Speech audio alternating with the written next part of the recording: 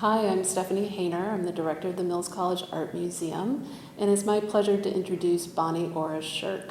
Sherk's seminal work, the Sitting Still series, is featured in our most current exhibition, Public Works, Artist Interventions, 1970s to Now.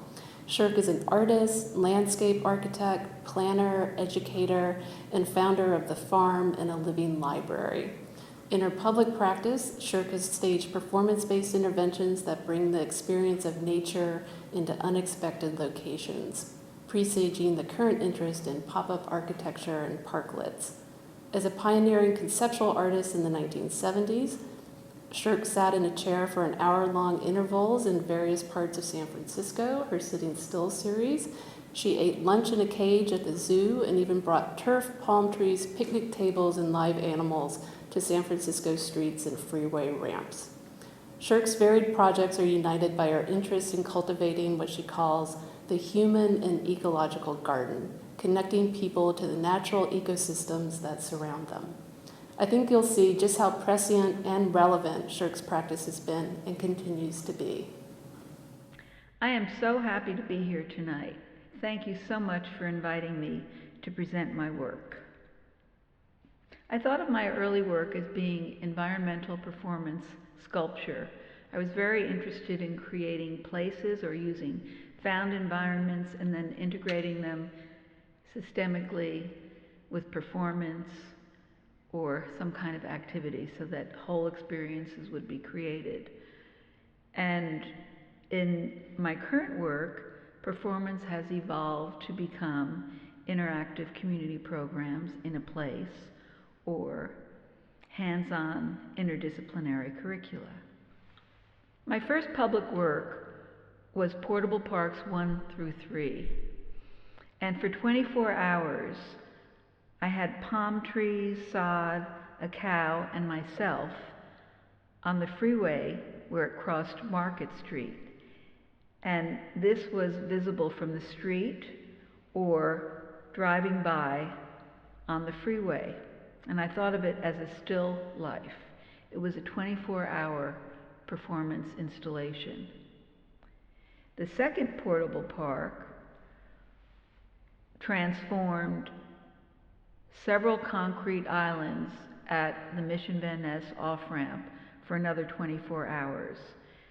And in addition to the palm trees and the sod and the cow, there were actually 3 cows, we brought in picnic tables and bales of straw, and people came and had lunch. This is a picture of me with the Caltrans officials. I had to get an encroachment permit from Caltrans in order to do this work. The third portable park was on Maiden Lane, and for 48 hours, the whole street was closed off between Union Square and Grant Avenue, and more bales of straw and chickens and live animals from the zoo were brought in addition to the cows. And this became a more participatory park for 2 days. So the first portable park was meant to be viewed from the distance, and then the second and third portable parks became increasingly more participatory. Here's a llama from the San Francisco Zoo. Sitting Still 1 was really seminal work for me. At the time, I was exploring the idea of what a performance could be, who an audience could be, and where a performance could be. And I came upon this area of water and garbage that had collected because there was a lot of construction of what was then called the Army Street Freeway interchange. And at the time, I thought I was simply demonstrating how a seated human figure could very simply and easily transform an environment. So I took this idea of the seated human figure, and I sat in various street corners in various neighborhoods in San Francisco and various cages of the San Francisco Zoo. I'll show you a few of those. This is the work that is being exhibited as part of Public Works in this exhibition. What I did not know at the time, however, is that I was facing my future. I was facing, literally, the site of what would become Crossroads Community, the farm, right here in this building, I was facing the northern frame of the Islays Creek watershed that I'm extremely involved in working with today. I was facing this freeway interchange that I'm proposing now to become the northern gateway to the watershed, and I was actually sitting in water from the Islays Creek. This to me is very profound. So I consider this to be my watershed piece. But at the time, again, I was exploring the nature of what a performance could be, and I had this idea, and I went to different environments. This is 20th and Mission Street. This is Church and Market Street. This is the California Montgomery Street, the original Occupy. Bank of America Plaza, Golden Gate Bridge. And then I sat in various indoor-outdoor cages at the San Francisco Zoo. This is the lion house, and I'm sitting in the baboon's cage.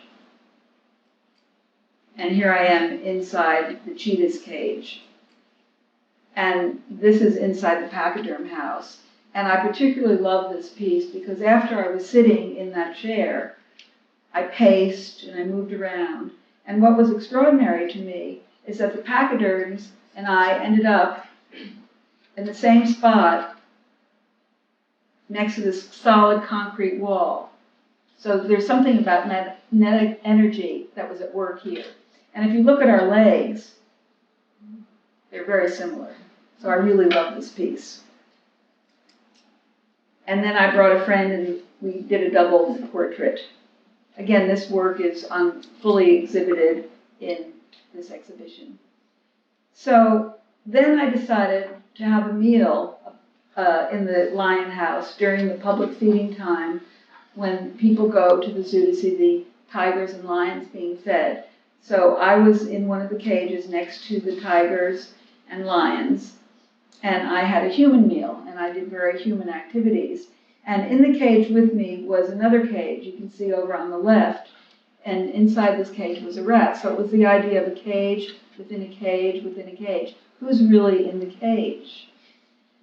So during the course of this performance that people came to, and they were very surprised to see a human being there, I ate a very human meal.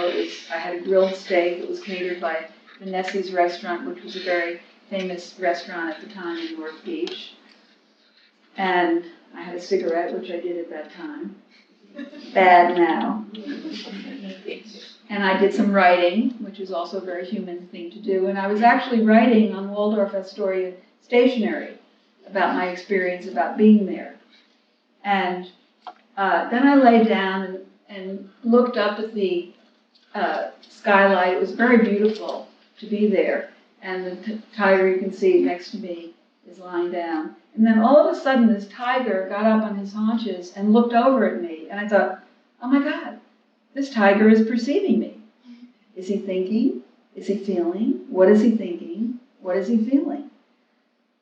So that led me to begin a huge body of work in which I started studying the native intelligences of different species of animals. So I brought this rat back to my studio with me, and I created an environment between two pillars. There was another one here. And I created this wire mesh enclosure and put sod on the bottom. But as you can see, I left it open at the top because I wanted to give the rat a choice to whether to be with me, to stay, or not. And she chose to stay. So I, of course, named her Goober Rat. And she became my teacher. And then I slowly introduced other animals to this environment. And this is a very significant structure. This was in 1971. The egg farmers were moving to Petaluma. And I happened upon this warehouse on Broadway near the Embarcadero, where they kept the chickens in like 16 in each of these units. It was really kind of disgusting. And I was fascinated and disgusted at the same time and understood the death process for these chickens and how they were being slaughtered for human consumption. And I went back every day. I think the first videotape that I ever made was at this poultry slaughterhouse. And because I kept coming back every day, this of course was before PETA, which some of you may have heard of. One of the men said, "We're moving to Petaluma, would you like this structure?" And I said, "Oh yes." So I got it, and I put it under the skylight in my studio, and I was determined to create a life-affirming situation. So what I did, this was actually a very primitive sort of beginning ecological system. I filled various of these sections with soil, and then I planted seeds, and then the animals could climb up this ramp, and they could defecate in the soil. So it was a very primitive system. I was learning about ecology by working with these animals. And later, there were more rats, and I was very interested in the communication between the animals and the way that they communicated with each other and the way that they saw others from other species. And this work went on for many years. This is an image, a still from a book that I made called Grow Grain, and it started really big and it got really small. And this image shows two creatures, one human and one dog, and two different pairs of shoes. Baby rat in my hand. A lot of work was going on, a lot of R&D. It was really an extraordinary time in my life. And this is a portrait of Pygmy. Pygmy was a pig that came to me when she was 9 days old, and her name was spelled P-I-G-M-E. So that whenever you said her name, you were implicated in this naming. But she was not a pet, and none of the animals were pets, because I thought of pets as being animals of compromise. So we were all performance artists, and I was also always very interested in the environment, the place, and what goes on in the place, and how we can create whole experiences. So this installation was at the Desassay Art Museum, and it was called Living in the Forest, Demonstrations of African Logic, Balance, Compromise, Devotion, etc. It was kind of an alphabet. And this installation was aligned on a north-south, east-west axis. And the trees that you see here were in different states of life. The trees that looked dead were actually dormant. The tree that looked the most alive actually had no roots. And the center of the universe was right here. This was looking southwest. And during the course of this exhibit, which lasted for 6 weeks, I opened each section. There were 6 trees, and I opened up each section each week of this mini environment so that the animals could relate to that part of the larger environment. But during the course of this exhibit, the lady doe, who was a female rabbit, found the one safe place in the environment in which to deliver her warren, so I did a change of mind piece. And all of the animals did their own thing. And of course, as a human animal, I did my own thing, and part of that had to do with writing on the wall. This is a demonstration of illusion and reality. Again, the trees that looked dead were actually dormant, and the tree that looked the most alive had no roots. And this is Pygmy demonstrating double imposition. The double imposition being obviously Pygmy digging at the roots of the tree, and then the human imposition by cutting the roots off of this tree to make a Christmas tree.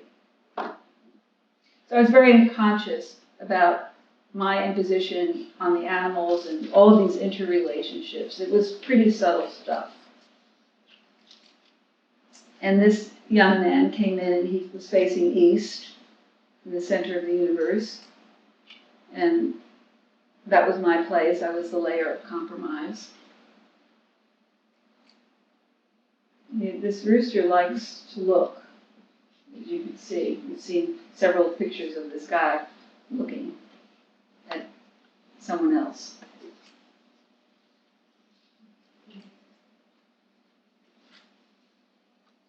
So this was a very elaborate piece, and this is a demonstration of territorial struggles. You can see the buck chasing his son. because this is very territorial.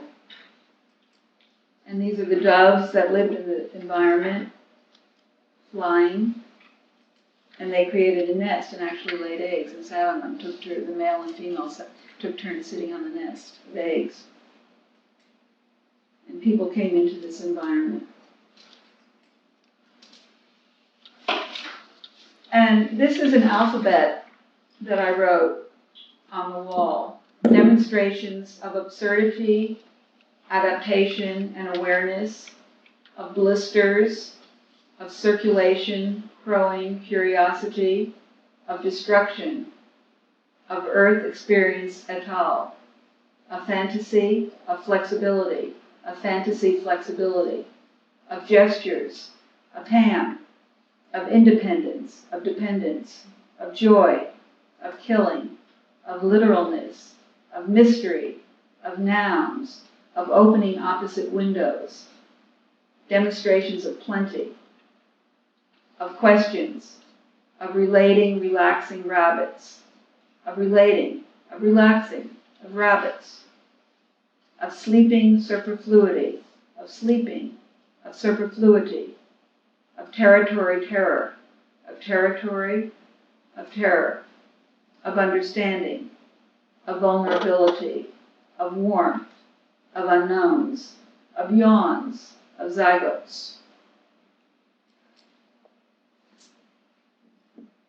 The installation, Living in the Forest, made me realize that it was really important to create a place that would be healthy for these animals to live in. Because being in a museum was not so healthy. There was no cross ventilation. There was no fresh air. And I was really concerned about who they were and creating a healthy environment. And I also was interested in sharing what I had learned about their native intelligences. So Crossroads, the community, was born in 1974. And the idea was, in addition to creating a place for the live animals, the idea was to create land fragments. This is a piece of land in the middle of the same freeway interchange, then called Army Potrero, managed by Department of Public Works. It was a state right-of-way piece of land, a cluster of buildings, one privately held open space, and another larger open space. This larger open space had been the site of Borden's Dairy, and that building was raised in 1974. So all of a sudden, it became an open space. And so the idea was to connect all these land fragments and create a place for people from these different communities of Potrero Hill, Bayview, Bernal Heights, and Mission to come together with each other and plants and animals. And to create a place where artists, different kinds of artists, could come together and learn from each other and break down the prejudices that existed at that time between different kinds of artists. And this is the first proposal, which was a drawing that I made. I remember making this drawing because basically seeing this site, I had an epiphany. And I could see how all of these different kinds of interrelationships could become real. And this open space, this is what it looked like in 1974. This is a side elevation of the land. This is now a new city park. It's called Potrero del Sol Park. And I thought, well, why, if we're going to make a park, it doesn't have to be flat. Let's use all this concrete and rearrange it and create these rolling hillsides. And so that's what this drawing shows. And this is a model. Oh, the other thing about this site that's really important is that it's at the convergence of three hidden creeks. The Islayas Creek, the Precita Creek, and the Serpentine Creek. And so the idea then was to bring this water forth and create a series of ponds and windmills that would liberate the water and create this really fabulous urban green place. So this actually became a park. It was the Trust for Public Land's first inner city project. I went to Huey Johnson, who was the founder of TPL in 1975. I said, Huey, how about if you take this on? At that time, PPL, some of you may have heard of that group, was in the business of getting land cheaply for public good. It was really a bunch of lawyers who got together and gave tax write-offs to landowners. That's how they started. What happened in 1980 when the park was put in is that the city put in a fake pond instead of using the creek water. So instead of using the water that's already on the site, they imported Hetch Hetchy water. So there's a lot of water in this place, and we're going to get to that because I'm still working with it, as it turns out. This area now is a skateboard rink, and I think the park floods a lot because of all the water that's there. So the Raw Egg Animal Theater, whoops, this is another view of the garden on state land. Whoops. Okay, this is a view from the roof looking at the center of the freeway. And this was the garden on state land to begin. And this is some years later. And it became a really popular place for schools and children and learning. And this was a scarecrow that was made by 100 children. It had 2 heads, 3 arms, and 4 feet. No, excuse me, 4 arms and 3 feet. A lot of recycling, mowing the lawn, greenhouse work. And this is the Raw Egg Animal Theater, the initial spelled Treach. And it was an indoor-outdoor environment for the humans and the other animals. And that it was a much healthier environment than the museum. And so the animals could be outside or they could be inside. And the children come as part of their school day and have experiential involvement in nature and the arts. And they loved it so much that they would come back after school and on weekends and bring their friends and family. Those are pullets on TV on the right. The farm had a lot of arts involved with it. It was actually one of the first alternative art spaces in the country. This is a group called Reinhabitory Theater that was doing performances. The farm also became noted in the 80s as a scene for punk rock. Some of you may remember. This is a brass quintet from the San Francisco Symphony. This was a party this was a very formal announcement that says, in humor of the Freeway Gardens and the Cityscapes exhibition. And there were dancers on the freeway and we drank champagne in the middle of the freeway interchange. This is the same freeway interchange that I'm proposing to become the northern gateway to the watershed. And we had gardens in the middle of this freeway interchange. Today it's a very derelict place, and it's actually a tent city, and it's really gross, but it doesn't have to be. And so we need to relook at these opportunities.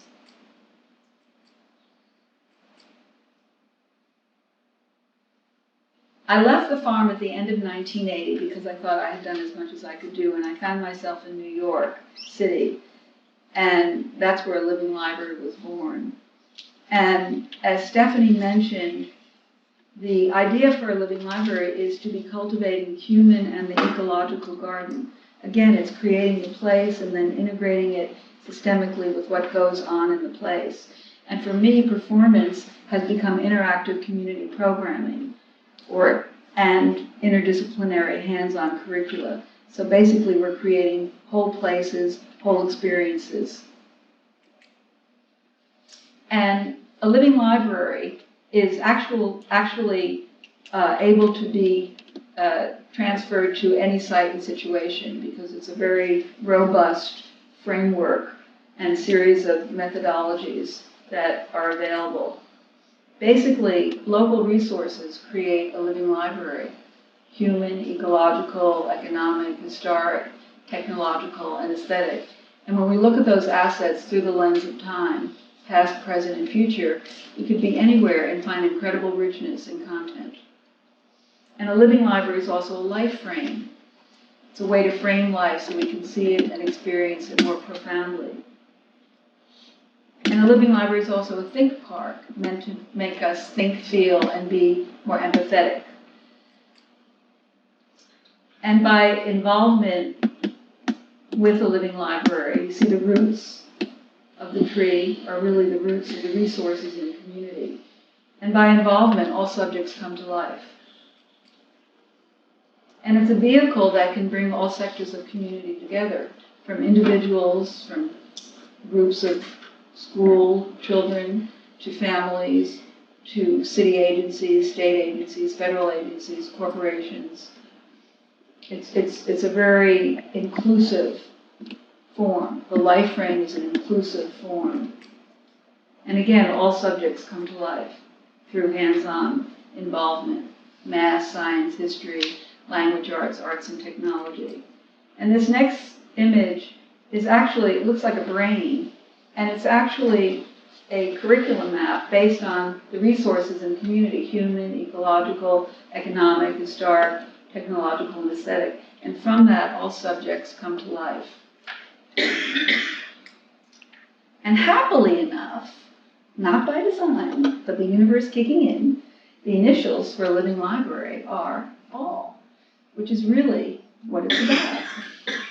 And this is the cover of a book that I wrote, an alphabetized ecological primer for kids ages 1 to 100. What in the world is a living library? And this graphic really describes the metaphor and meaning of a living library, which is that everyone and everything on Earth and in space is part of a living library of diversity. People, birds, trees, air, water, and all the things that we create, such as parks and gardens and schools and curricula and artworks and networks and communities. So it's a way to understand that culture and technology are part of nature. It's all nature. That's not to say that everything is the same.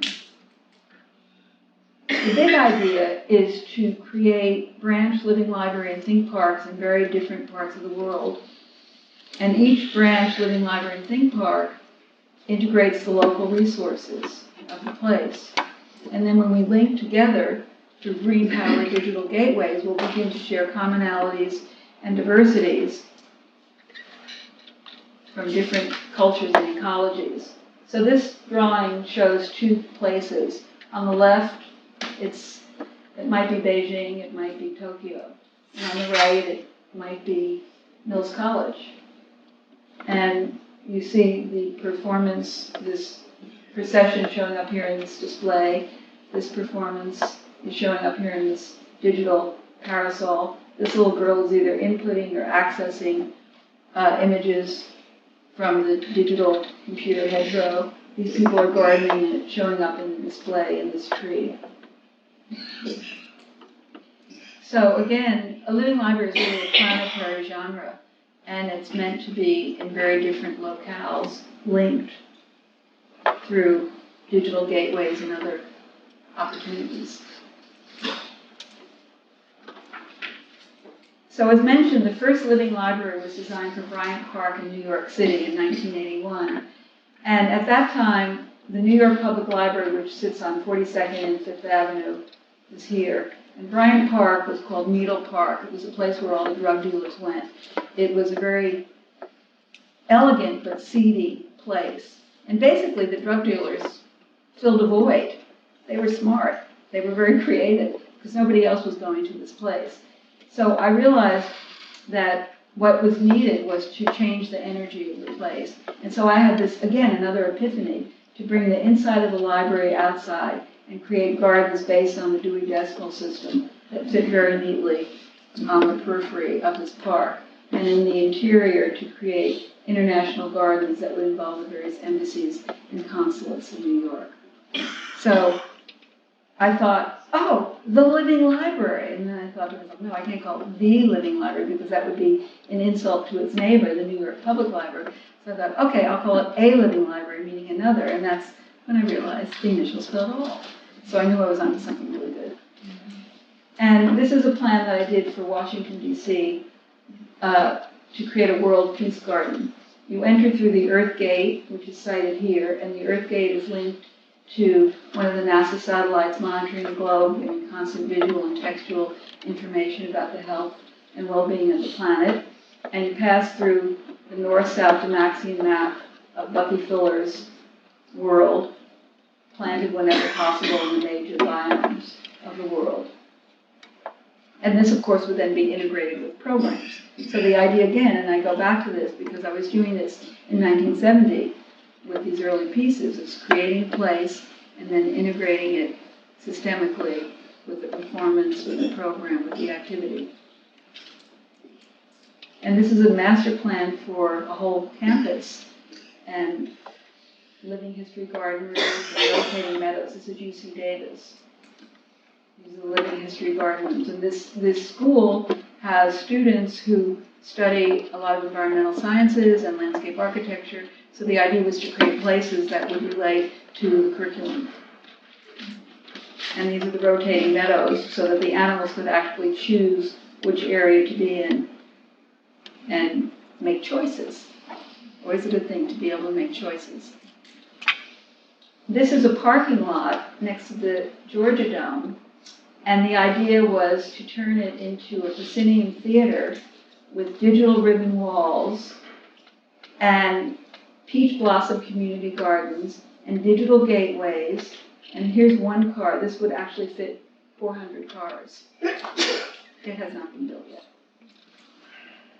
This is a plan that I did for the Civic Center in San Francisco, the idea being to create a 21st century heart of the city.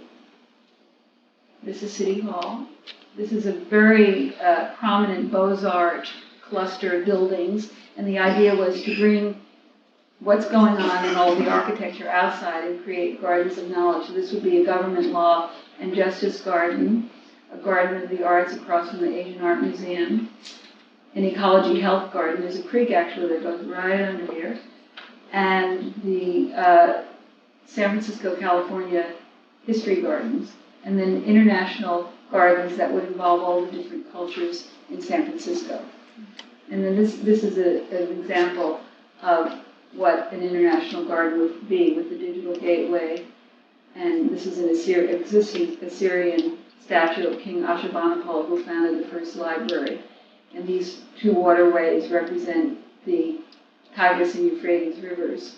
And these are reeds that were used to incise in the wet clay the cuneiform language. And then this would showcase the art and architecture from that part of the world, the Mesopotamian culture. Unfortunately, most of it's getting destroyed today. And every sixth grade class in San Francisco studies ancient Mesopotamia as part of the curriculum. So this would be an opportunity to really engage people. So now I'm going to show you very quickly some existing living library theme parks. The principal of James Denman Middle School said to me in 1996, "Oh, we've heard about a living library. Would you come and create one here?" So this is an L-shaped piece of land, Balboa High School, James Denman Middle School, and San Miguel Child Development Center. And when we got funding finally to develop a master plan, we found these old maps. Here's a map from 1913-15, and here's part of the L. And if you look very closely, it says vegetable gardens, and these are all nurseries. And here, this blue is the water that's right there. And so agriculture has history on the site and a lot of water. And then this is a Sanborn map from 1907 that shows the L. And this is, when I saw this, it just blew my mind because it says Islay's Creek. And then I realized I was working in the same watershed where the farm was decades later, not by design, but this creek will not leave me alone. This watershed will not leave me alone. So miles away, here I was in the same watershed.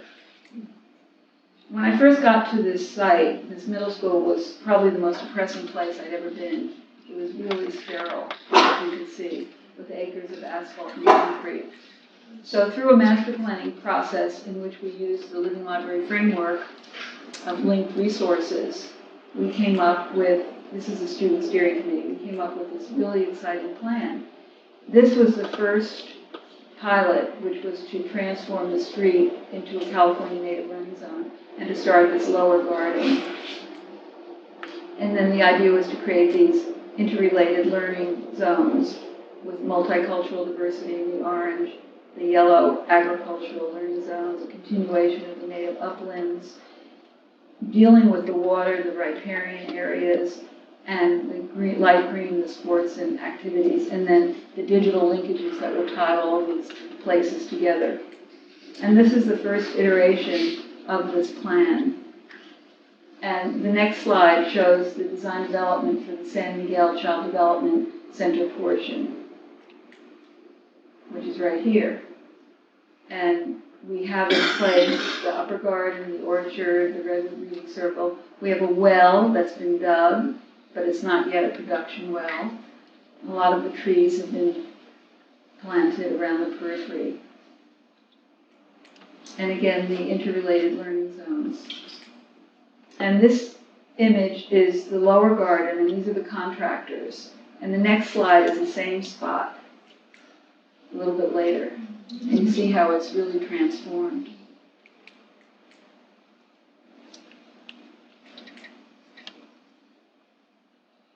So this is an outdoor, the lower garden becomes an outdoor classroom.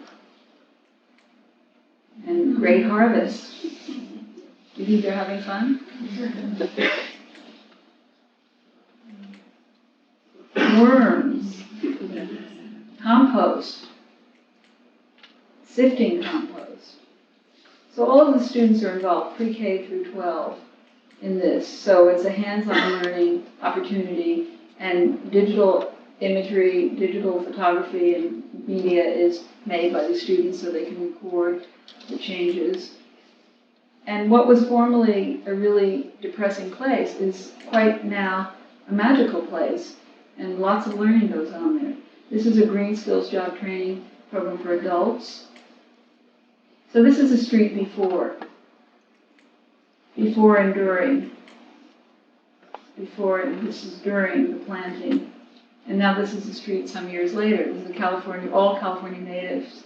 These are Quercus agrifolia, coastline oaks, and ceanothus, all kinds of drought-tolerant native species on the street. And this is taking away the non-native ice plants on the hillside and replacing them with native species. And the students making artworks to describe in the Latin name and the common name of the trees that they planted. And this is my favorite part. This is digging up asphalt and concrete. This is the San Miguel Child Development Center. And as you can see, the students are engaged in every part of it. And this little girl is doing this gorgeous drawing of a butterfly, which she glazed, and then it was baked in a kiln, and then these wonderful stepping stones were made by hundreds of children. And there they are. And then they were set into this new garden that had been created. This is all recycled concrete from the city. And here's Department of Public Works crew digging up more asphalt and concrete. This is going to be the Redwood Circle, Redwood Reading Circle,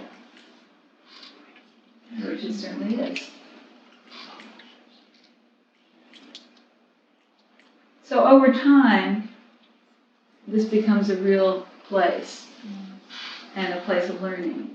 Now, Bernal Heights is another branch living library and theme park. And the principal of the school right here, Junipero Serra Child Development Center, said to me, "Oh, we've seen what you've done over here. Why don't you come here now and start one?" So we had a planning process with the neighbors and the children and the documentation. And the children become the teachers, of course. And what we came up with in this planning process was to create this nature walk that would link this school, and there's another elementary school right here, and this public park, and this public park, and this public housing, and this public housing, and this open space of the reservoir.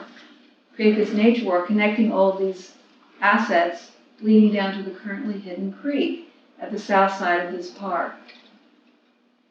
So this has been going on since 2002 and has been funded. Originally the planning was funded by the city, and now the state has funded the California Department of Forestry has funded the planting of trees, 2 grants, and another more recent grant from the California Strategic Growth Council.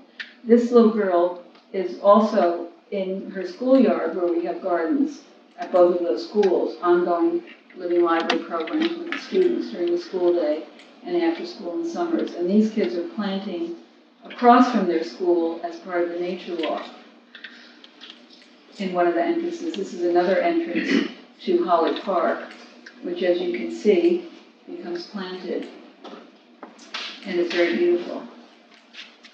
This is one of the youth in the public housing nearby planting an oak tree, just about to plant an oak tree. And this is one of the streets which you can see is completely barren when we started, just concrete, and over time became planted with trees. This is another part of the nature walk, which is in St. Mary's Park, and you see a group of parents and children together planting trees, and this is the same site sometime later. And this is also in St. Mary's Park, before we were just getting started.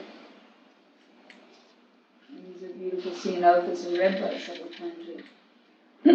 This is another area that was pretty nondescript, and now is quite gorgeous. Another area. So basically, this nature walk is linking formally very bland environments and creating something, creating multiple things, creating many places, and engaging people in all of the process of doing so. And this site, these were all eco-stewards 2 summers ago, planting this area, and it's now quite grown up. Oh, this is one of my favorite pictures. This is the Redwood Circle before it became a Redwood Circle. This is just after it was planted. And this is more recently, we brought in these boulders, look as though they've been there forever. They have been there forever. And the signage, and there we are in the middle of it. This is the Oak Allée before it became an Oak Allée. These children are looking at the general manager of the Parks Department, who's planting the 500th tree at that time in this park as part of this nature walk. And there's the Oak Allée beginning to grow up, and here it is more recently.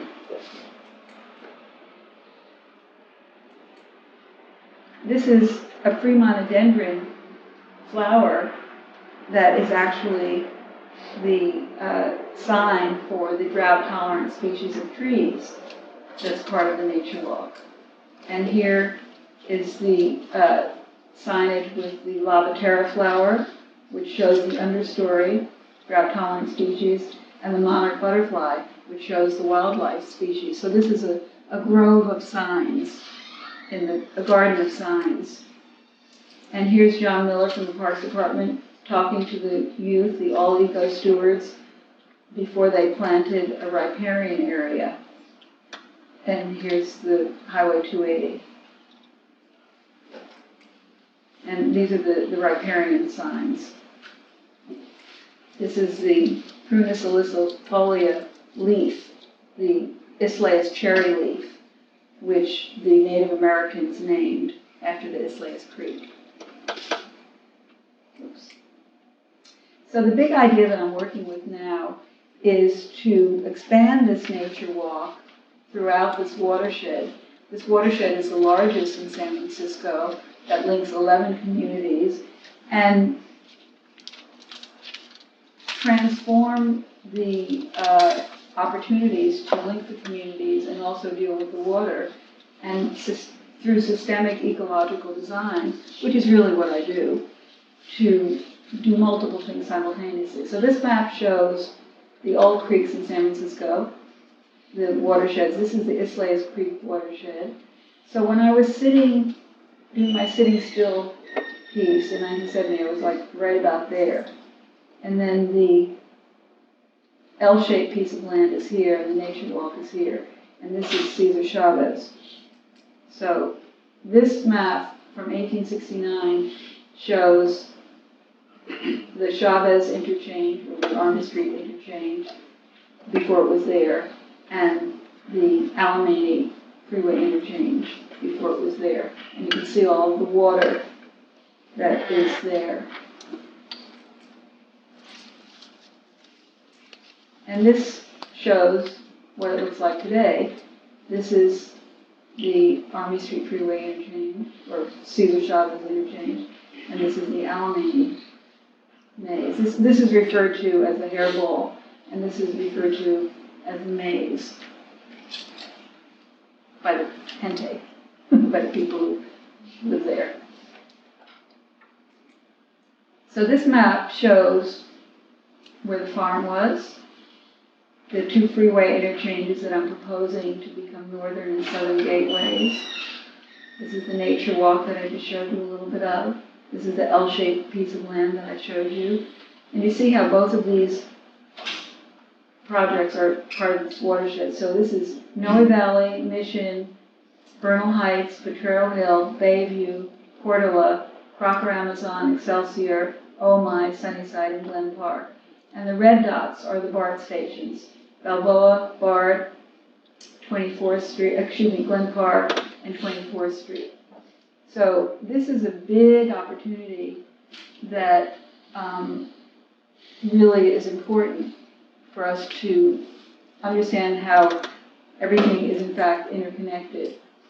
And so through this systemic ecological art and design, we can provide multiple benefits for an expanded watershed nature walk and gateways to the watershed. And so the benefits include social, cultural, and environmental justice benefits, like engaging and involving all sectors of community from the watershed, and collaborating with multiple city, state, and federal agencies, and making areas safe and accessible where the freeway has severed the communities, and creating multiple interactive opportunities for people, including integrated school and community education, and provide meaningful opportunities for green skills job training for implementation and maintenance, and creating a sense of place and wonder, and creating interest at the ground level and from the freeway, and showcasing the local resources through the multifunctional sculptural green-powered digital gateways that could actually bring water forth, as well as showcasing the resources in each community through digital display, and also allowing for live interactive broadcast between places. And of course, there are many ecological benefits, such as mitigating flooding around the freeway corridors and in the interchanges and in the neighborhoods. Because the fact of the matter is that there is a lot of flooding, and this is a real issue. And we also have to deal with climate change through ponding and bioswales and creek daylighting, and creating resilient landscapes, both drought tolerant and riparian. And we also have the opportunity to re-attract native wildlife in our urban setting. So there are multiple funding opportunities for this work, and it is an ongoing saga, but one that is worth doing. So very briefly, I'm just going to let you know that we have a branch living library in Chinatown in San Francisco, which is a very dense urban place. And we started on boxes, and then I was able to dig up asphalt and concrete, which is my favorite thing to do, and plant these gardens with the children and the parents. And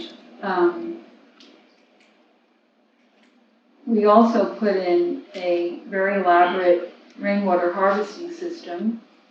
And this mural in 3 languages, Chinese, English, and Spanish, describes in poetic prose the 2 demonstrations of this system. The first one is the top of this roof is actually sloped. So half of the roof drains into a 4-inch pipe that goes into the middle yard, into a trench, back up, goes into the middle yard and then gets punched through this wall and comes down and fills 9 cisterns, which are under this redwood bench. And then the second demonstration is this middle yard is sloped very gently, and in rain events, the water comes down this way and goes into a perforated pipe that's above the solid pipe in this trench, and waters this riparian garden and goes down the stairs. New York City, Ford Foundation stepped in and gave me a grant to work with the community on Roosevelt Island in New York. And people said, well, we don't want to just make a plan. Ford Foundation wanted me to make a master plan with the community, which I was happy to do, but people said, we don't want to just make a plan. So we started, in addition to doing a planning process, which I'll show you, we started a garden in the school on Roosevelt Island. And that went on for many years at the school. And then the school was under construction. This, by the way, is a monarch butterfly caterpillar.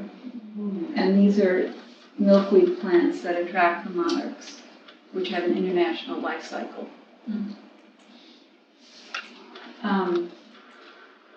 The school went under construction, so then we started another garden in another part of Roosevelt Island, which is where we are now. And happily enough, this is adjacent to where the new library is going to be. So we have a joint program now with the library on Roosevelt Island and the parents and children. So this is South Point. This was the old smallpox hospital. It's a 13-acre site which had been closed off for years to the public and to people who lived on Roosevelt Island.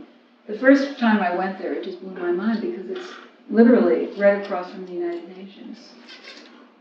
And this is a photograph of that 13-acre site that I took from next to Kofi Annan's office at the United Nations. Here's the ruins. And here's the United Nations. And so the plan that we came up with, that I worked on with the community, was to take this old ruins and stabilize it and then build a new green building in it that would become a global center for civil society and comprehensive sustainable development, to be surrounded in the purple with international gardens that would have live linkages around the world and that would involve all the embassies and consulates. And this is a world stage that would have the United Nations as a backdrop. This is where the United Nations is. And then there would be international greenhouses and ways to understand different styles and methodologies from around the world. And then the yellow and the green would be the native, New York native plantings around the edges, more of a conventional park. So this is the man who was the head of the hospital. Whoops. These people were from the United Nations school looking at this plan. Everybody was interested in it. Here it was published in the local paper. And it was exhibited next to the FDR Memorial that has recently been built by Louis Kahn, and the Trust for Public Land plan, and here's the Living Library plan. So these were exhibited at the Municipal Art Society some years ago.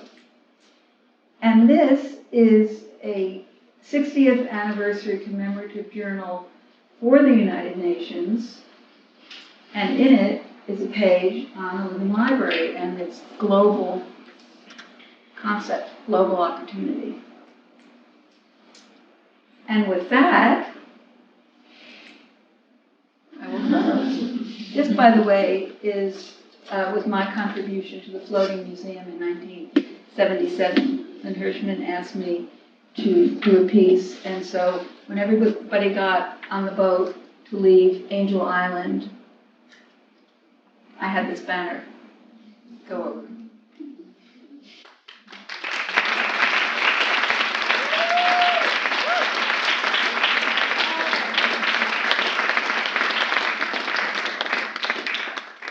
So, if anyone would like to ask a question or make a comment, I'm all ears and nose.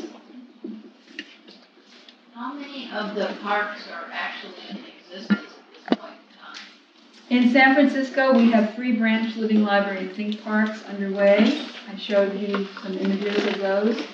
And we have the one in Roosevelt Island, and we also have the Nature Walk, which is happening as we speak. And one of our teachers is here, raise your hand. Hi. Who's here today? So, but there's interest in other places. San Antonio, Texas is interested. Mexico City is interested. Chengdu, China says they're interested, but we'll see. Udaipur, India. There are people in Udaipur that would like to have branch living library. So this is really just the beginning of this planetary genre. And of course it takes funding, it takes commitment, it takes dedication. What else are we going to do? And the freeway, the Watershed Gateways project is something that I'm working actively on. We have 3 gentlemen in front who are from the Department of Public Works who are working together on this. Hydrologists, I believe. You want to raise your hand? Identify yourself.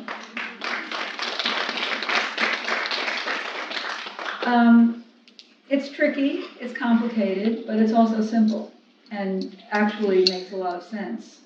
So the idea is to demonstrate the simplicity of this to people who don't understand how simple things can be, actually.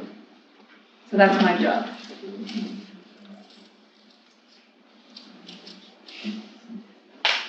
How do you, so is there a structure involved in ensuring the longevity of these situations? So you create this beautiful plan and you go in, there's funding and you implement it.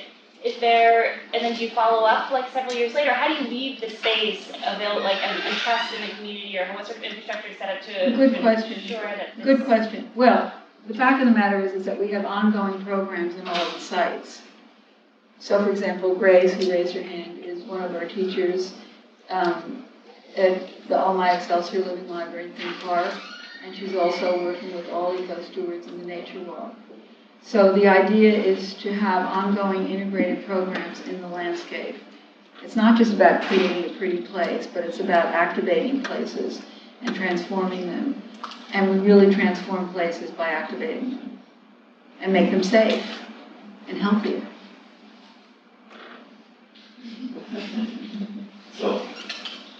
So that's where you have to engage the schools and the local communities so that there's a perpetual cycle of people being involved. Yes. Right. So it's as much a social intervention in the fabric of the community and developing constituencies for your community partners, and it will take to make it their own. Absolutely. That's why I say we're cultivating the human and ecological garden, because that's what it is. It's about the place and who's in the place. Because a long time ago I realized that everything happens in a place. You've got to be somewhere. So then to place, then how does the digital, in each one I see you have a digital component, digital kind of gateway. Well, how does that factor in that placelessness known as the internet and the web? Ubiquity. How does it get rooted in the garden? And how does it fan out from there? Well, my goal, and I haven't realized all of these elements yet, honestly, what I'm working on, is to have these sculptural elements in the landscape that will allow for live interactive broadcast between places, and also create programs at the local level so that, for example, youth could be going around their neighborhood creating, understanding the resources and documenting, and, it's creating a program. It's creating opportunities. So that's the goal. And then to be linking these places. Carl. Carl. Oh, yeah. I wonder if you would talk a little bit about the relationship between your work and the sort of global phenomena of climate change and sea level rise and all that. Right. Well, the truth of the matter is that we have to pay attention to the ecological place that we live in. And by creating resilient landscapes, we can take a lot of the water up in the ground.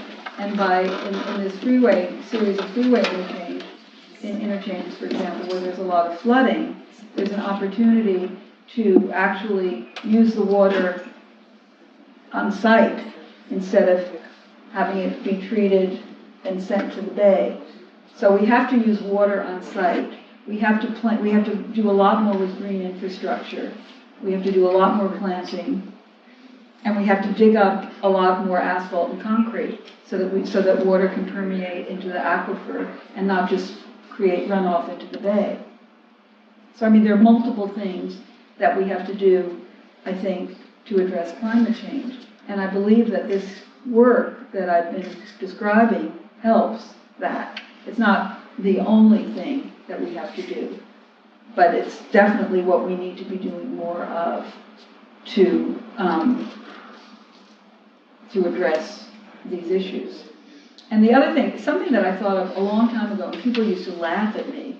I mean, I can remember saying this 20 years ago, thinking about desalinization. You know, if desalinization was going on all around all the perimeters of these places, then that would take up a lot of the water also. People laughed at me when I said that, but now I notice that there are more desalinization plants that are being built. They're expensive now. So that might be some kind, I don't know. We need Tesla to, what's his name, to come and look at that. But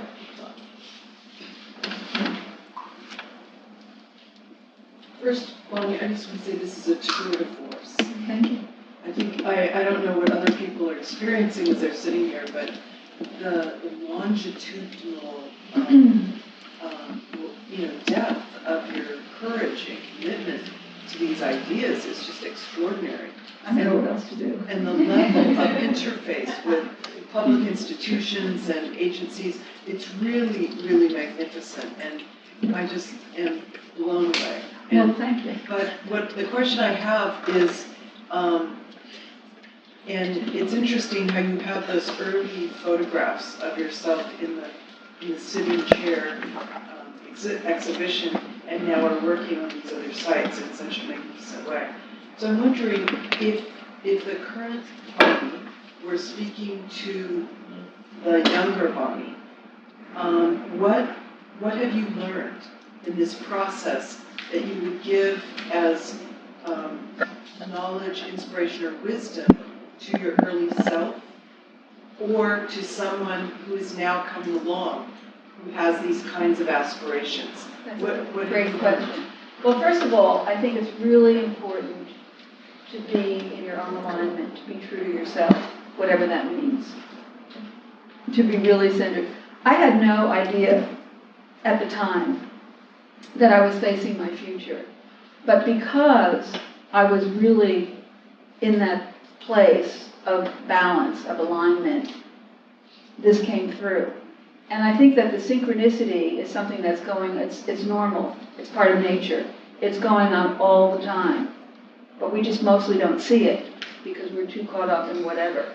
But when we're paying attention and when we are in our own alignment, whatever that may be, because it's different for everyone, then I think we can do it. So that's what I would tell people. That's what I do tell people.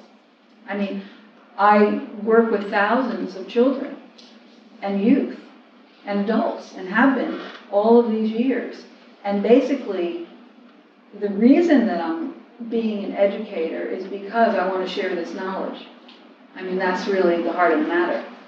And I don't know what else to do besides that. And just as a follow-up question, I'm wondering if you would speak to sort of the gender analysis of what you've been doing. There's something very poignant about this woman who's like tearing up the concrete, and all around her there are these, cities and these sort of projectiles of concrete that are growing up, and you're doing something else, and over a very long period of time with quite an in-depth devotion. And I just am wondering how you reflect on that from a gender analysis. Well, I'm definitely a very female person. And I don't think that digging up asphalt and concrete and working with water is gender specific. I think that there are men who, I know some of them are sitting right here, who work with these kinds of issues also. In my early work, I was very conscious, obviously, of being a quote-unquote woman artist, because at that time, it was really unusual, or, you know, sexism was very real, even with the liberated progressive male artists that we know. So that was part of my consciousness, certainly. But it wasn't the only thing I was dealing with. I mean, also working with the different species of animals, I think, was really actually more significant because it had to do with the relationship of humans to other species, not just boys and girl humans, but all of us. And actually, the metaphor that I was using at the time was that if, with the animals, I saw them as, I saw the issues as being sexism, child abuse, and racism. And that if we could be relating to these other species, then how could we possibly not be relating to each other? I mean, that's kind of what I was thinking about at that time in the early 70s. So, does that answer your question? There's so much to think about, and thank you for just watering our imaginations. Well, it's been really interesting for me to put all of this together and see I sort of think of them as true life fairy tales. And it's like one thing led to another. And everything is interconnected, which is really the message of what I'm working on today with ALL, which is that, in fact, everything is interconnected. And that's what we need to be working on, whether it's climate change or whatever. I mean, all of these pieces of the puzzle are interconnected. I think There's been one question in the back. Sorry, there's been a hand back for a while. Hi. I was really intrigued by your international gardens, and I was just wondering, I know in the Davis plan you were going to incorporate the formal aspects of different cultures, garden styles. Living history gardens. Are you planning to do that also in the Roosevelt project? I want to, because of all the places, that is such an international and diverse community, because a lot of people from the United Nations live there and work there. It's incredibly diverse. And that was that was part of the plan that I showed you for the South Point. And there's no place on Roosevelt Island that really celebrates that rich diversity that's there, which I think is a huge mistake. So I've been trying to get this through for years. I mean, I've sort of hung on with my fingernails in this place, literally. And actually, most recently, I've been talking with the library about developing, right adjacent to the library, international gardens that would, you know, have programming with the library, which I think would be really fantastic. So I have not given up on that idea because I think it's really interesting, and I'd like to do it somewhere. I really hope you do. Me too. Yeah, me too. Okay, will you come and be on the team? Let's make it happen. Are you recruiting? Because we would, I'm sure a lot of people would like to join that team. Oh, good. Well, we can do that. My email is bonnieora@alivинglibrary.org, BONNIEORA@alivinglibrary.org. Don't forget the A, or you'll be in Denmark. Yes. I know International Parking Day was just the other day, and now I realize where Rebar got their idea Right, from. Parklets. Seeing your early work. Right. Towards it seems like transportation is something that came in the latter part of your talk, physical linking of some of these libraries. Well, Perhaps not. Well, I mean, if you look, actually, all of the work is about linkages. Yes, But I didn't do everything in 1970, yeah. and I didn't do everything in 2015. Wait till 2075. Will you be around? I'm planning on it. Knock on. Can you talk a bit about your practice and how you approach an artistic project, like your early work, as opposed to this project that requires all of this? Right. Contacting government officials and working with different organizations. It seems like such a different Right. skill set. Can you talk a bit about developing that skill set? Well, it's really interesting. With portable parks, I used a lot of those skill sets to make that happen. I don't know where it came from. Probably our father. Who, because in order to make portable parks happen, I had to get an encroachment permit from Caltrans. And I had to line up all of those materials and it took a lot of doing to make it happen. A lot of organization. So that's a skill set that I still use, although what I'm doing now is much more complex because, this morning I was in touch with the EPA, the federal EPA, the DPW, so San Francisco Department of Public Works, the San Francisco Department of Public Planning, and several others. But I think the heart of the matter is inspiration. If I am inspired, I can do it. If I'm not inspired, I don't want to bother. And so it's the vision thing. It's important. It's important to me. It's like if I feel it in my body, I can do it. In my heart and mind, Zai Xinli is Chinese, in my heart and mind, then I can do it. And then it's just it's not complicated. It is complicated, but it's not complicated. It's just a matter of deconstructing everything so you can see it, see what the elements are, see what the structure is. So in a way, it's the same, if that makes any sense. Yeah. Thinking, familiar through documentation, some of your early work, like bringing the snow gel, to the front door of what's then, on the McAllister, Right. San Francisco Museum of Art. Right.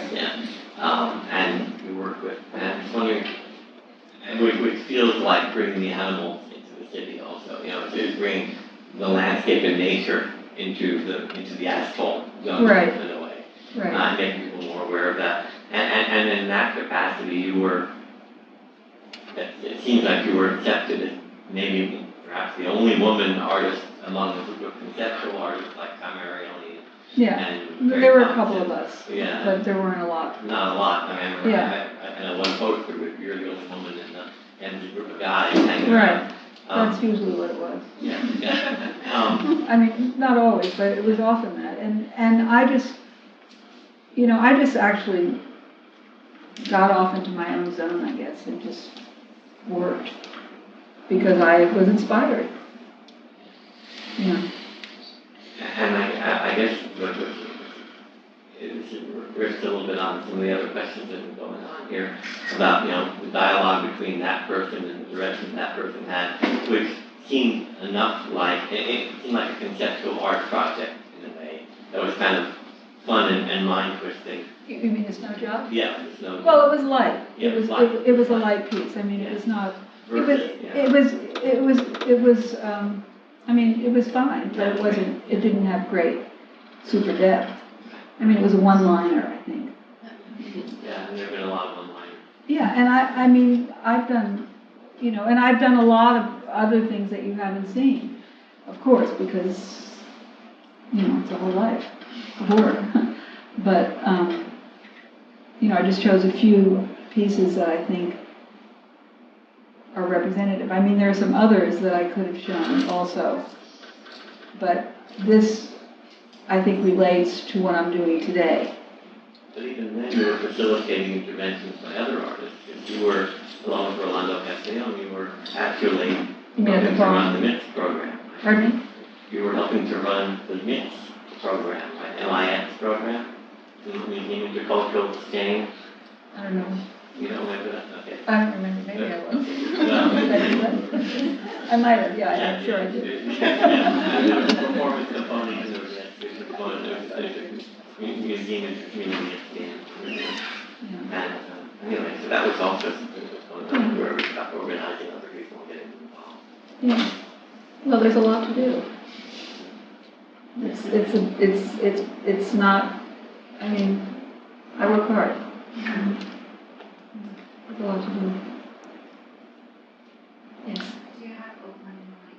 Yes, I'm very open to, I'd like to create a living library in the East Bay. I think it would be a good idea. And other places. So if you have ideas about that, I'd like to hear them. Because I think it makes sense. And every place is unique, you may have noticed. And so when we create these branches, they're all different. And that's interesting.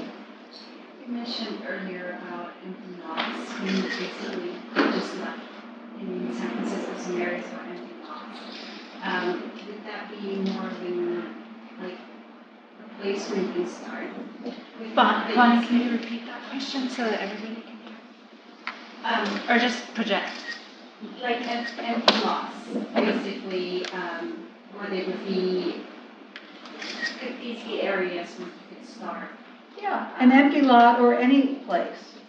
I mean, really, any site and situation is an opportunity.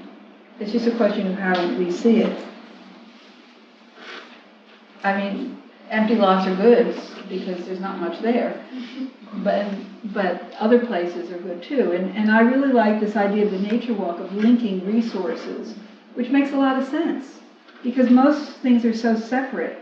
But when they're seen together, it changes. Just like all the land fragments at the farm. They were all these disparate pieces of real estate that had nothing to do with each other. But now they have to do with each other. Or they sort of lost their way. We have to get back on track about having them deal with each other. We have to deal with that park and that water that's flooding and that interchange, which is a mess, the tent city of homeless. It's sad. It's derelict. So it needs to be reactivated, rejuvenated. It needs to be looked at again systemically. That's key. We have to see how everything is interconnected. And then when we work that way, we can do simultaneously, multiple things simultaneously. And we can save money. Because if you look at the way cities spend their monies, there are all of these separate pockets of, separate agencies. And there's a lot of overlap and a lot of non-communication between entities. And there's a lot of waste. And, so frankly, there's plenty of money. It just needs to be reorganized, redirected. That's how I feel about it. Oh. Yes.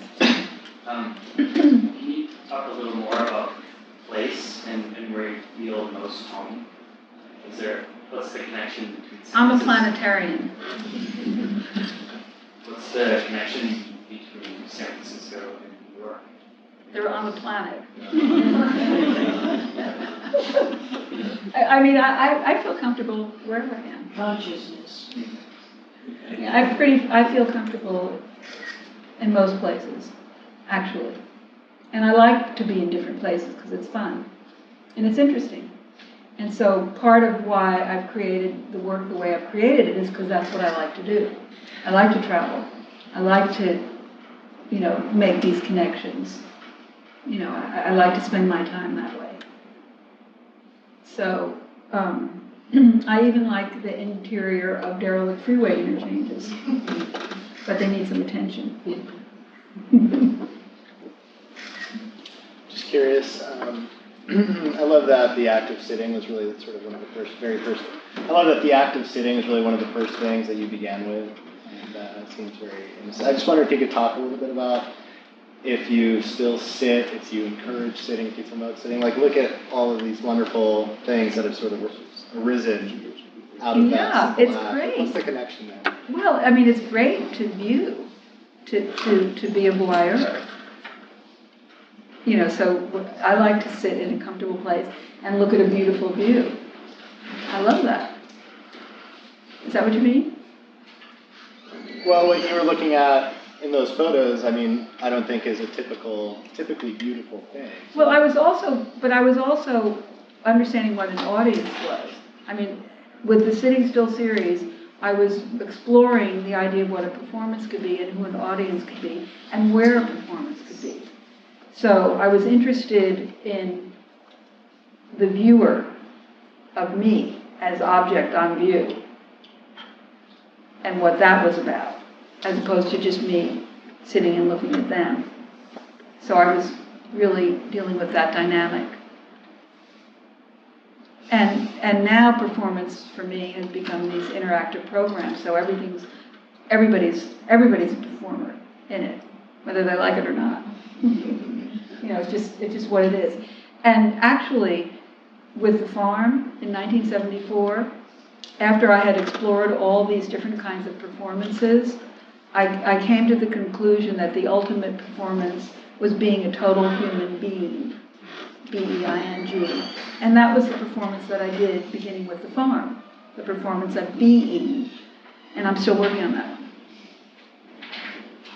Truly. Thank you very much.